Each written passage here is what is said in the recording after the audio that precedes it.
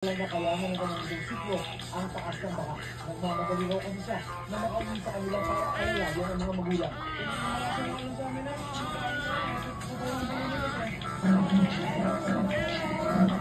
Sa gitna ng ulan at baha, walang tigil sa paglilinis ng alalang mga tauhan ng munisipyo.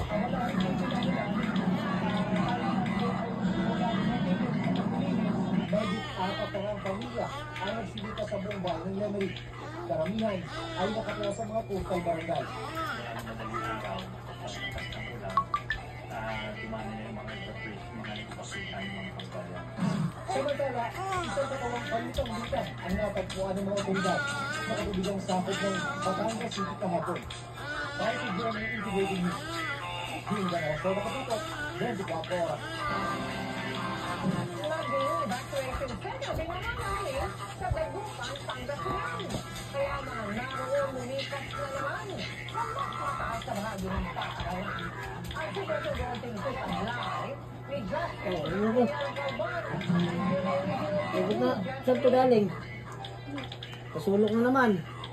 Mel, bukod sa bayan ng mga udang, sinilayan na sa state ng Calamity ang ilang pang lugar dito sa probinsya ng Pangasinan. Patuloy ang forced evacuation sa barangay. Tuwan-tuwa ka kay Tito George, kung galing sumayaw ni Tito George, no? Ang evacuation center ay ginahan na rin. Kaya naman ang ilang evacuees, inilakit na sa ikalawang palapag. Ang iba naman na nakastage ng COVID. May nais kasi sinababugat yung Sayaw ka lang. Sabi ni baby. dito sa ating barangay. Kaya kailangan may labas natin ang dapat Sayaw ka lang, nagugustuhan ni baby o pinapanood ko. Ang bayan ng Kalasyaw, may 200 pamilya o katumbas ng may 5,000 individual ang nasa mga evacuation center.